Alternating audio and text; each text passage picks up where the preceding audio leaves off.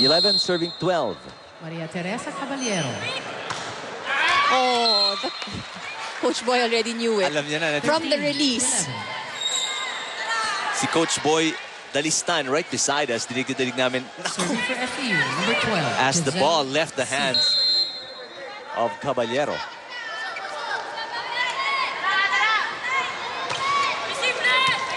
Good reception once again for the Lady Warriors.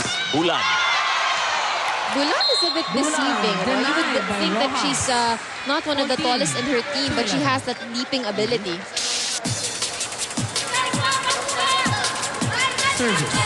Medyo malalaki lang yung blockers that time by FEU. Good serve. Excellent serve. Giselle C. Off the hands of the Why is it that most setters are very good servers? Must So far, be, well, I would think that all of the Ferrer. players should be good, good Yes. servers, but yung level of concentration siguro ng mga setters natin dito sa UAAP, maganda. Was that the case back when you were playing? Bulan. Actually, now that you've mentioned it, yes, a lot of the setters really are good servers. Mas ano sila, consistent, I don't know why. ano, I don't sa serve? know. Yeah. I don't Kasi know hindi why. sila mapalo masyado kaya hindi lumalakas yung bola. Is that the case? Hindi napapagod yung balikat. Yung balikat. There's Masangkay. Another good serve. And she's another setter, but wow, what a hit from Rojas. Majorie Rojas. 16, FEU. Bringing back the biggest lead of FEU at 3 points, 15. Make that 4 points now, 16-12 in the first set.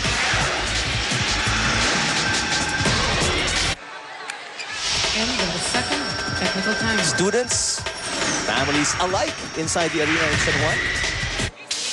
Fans of these girls seeing action on the court today. Rojas hitting that one down the line and getting it off the blockers. Apat na ang kalamangan ng Lady Tams.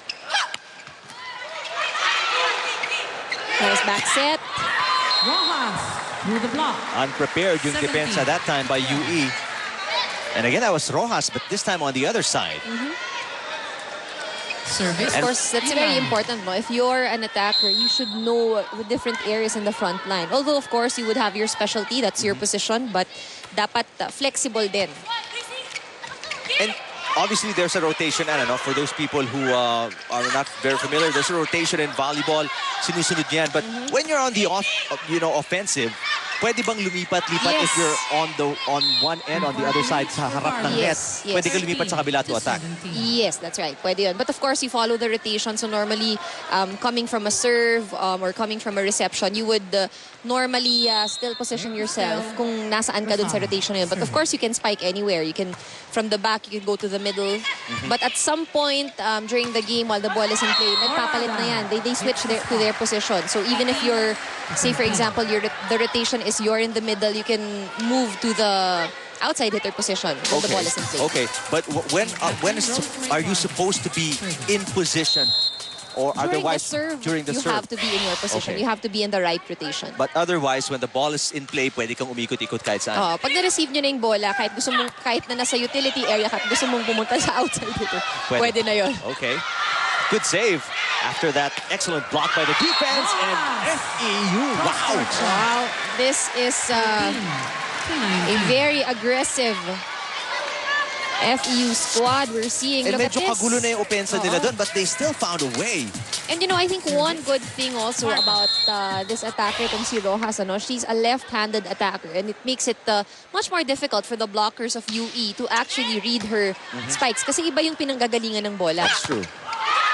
Well, look at the blocking, so fierce here for FEU. That was Bulan, yung pinag-uusapan natin ng high leaper ng UE, pero not enough against the tall blockers of the Lady Tams. 2013, a 7-point lead for FEU. Let's listen to UE. Tatlo, bakit ka nagli-limit doon? Doon sinagad mo pa ron, di pagalawin mo lang, tsaka mo ibalik dito. Pabitbitin mo lang yung blocker. Sumaksak na gano'n, nakita-kita nila, siya pinakamalakas na spiker, doon ka nag-play. Tapos doon mo rin dinala yung play, di sana iiwanan mo. Pahihiwalayin mo yung spike and blocker nila. Nag-focus ka rin doon sa gitna, sa gilid eh. Pinagalaw mo nga doon ka rin nagbigay. Pagkakatapos, wag kang tumingin ka doon. Wag kang tumingin ka doon, tumipensa ka muna. Pag naangat mo naman yung bola, yun, di ba? Come on, let's go. After this match, we have a 3:30. About 80% of the this instructions afternoon. LaSalle taking on for Adams. Mary Grace Masangkay, how she can split the defense to Rosemary avoid Vargas. getting blocked. Kasi kitang-kita natin yung last play, si Bulan getting blocked. And the point again, an easy point para sa FEU. Of course, the last thing Coach Boy wants is for his attackers to be predictable. Pero magagawa lang nila yun kung madiskartehan ng maganda ni Masangkay yung plays nila. But it would all come from a good reception as well. I mean, mahirap na hahabulin mo yung bola and you'll have to adjust. That's But true. the FEU squad, Eric, doing a great job in defense. They've been at it A little too short.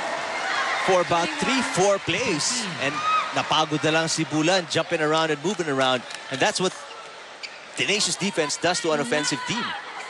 Sabi nga nila, no matter how good the attack of your opponent is, if you are good in defense, magsasawang pumalo True. yung kalaban mo. Basta nabubuhay yung bola with your defense. And that's exactly what we saw in the last play. Napagod na lang yung opensa ng UE.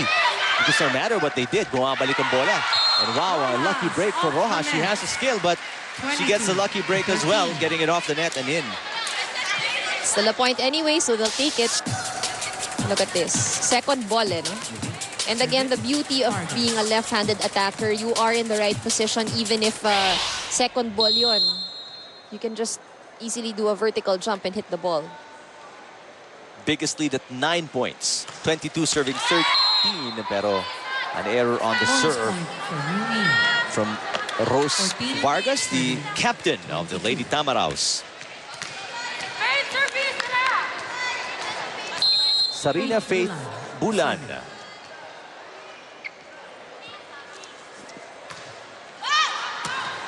Good serve. And Dawis Dawis at the net.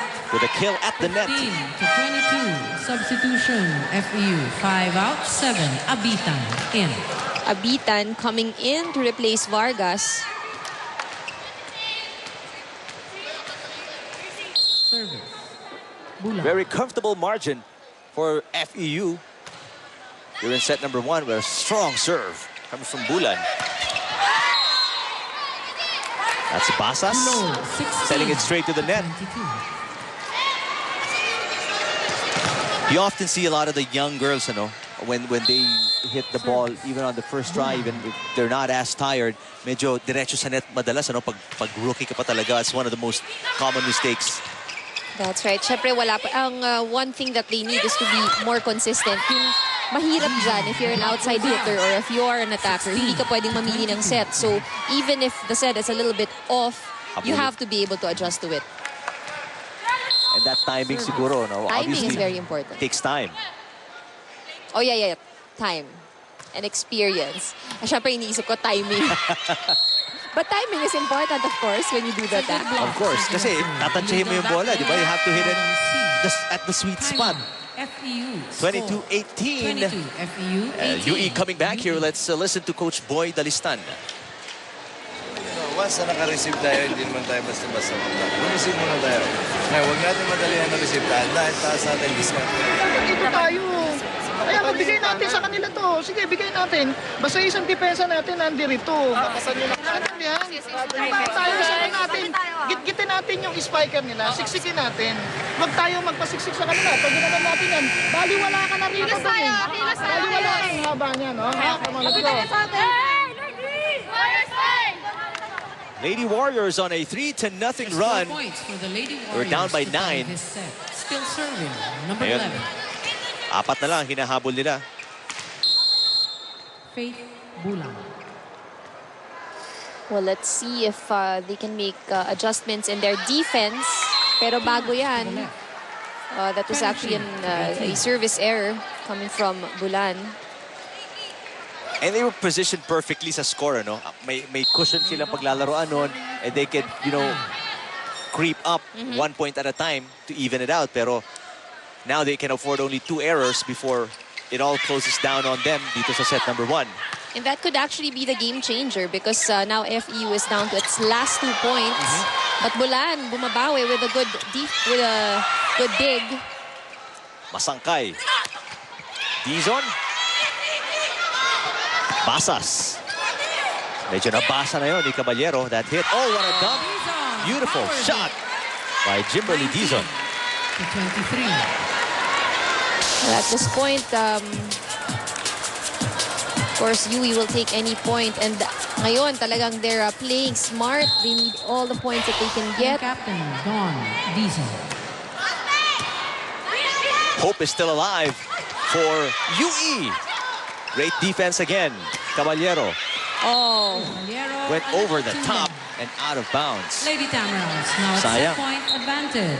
Substitution FEU 12 Had a good out, run. 11 Banyere Pero in. right now, they can't afford an error. Timeout, Lady Warriors. they have score to catch up by 5 points here. 24, Coach FEU. Dalistan calls another timeout. Let's listen again to UE. Yung meron eh. Ang gagawin lang natin, tatarget lang tayo ng palo. Hindi natin kinakailangan maglakas ng palo. Ang importante lang, disiplinado ng palo. Naintindihan nyo?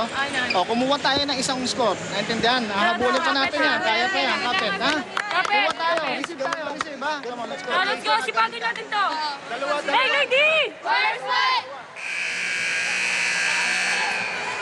Now, obviously, Coach Dalistan has seen a lot of comebacks. This is not a, a tough one to overcome by any means. Lady Tamaraws now at and set I guess point that was a advantage. very So, timely it's number 9, timeout that he Maika called because what he Morales. wants is to break the momentum on the side of FEU. But let's see if they will be able to do that from this play. FEU on the attack. Only needs 1 point.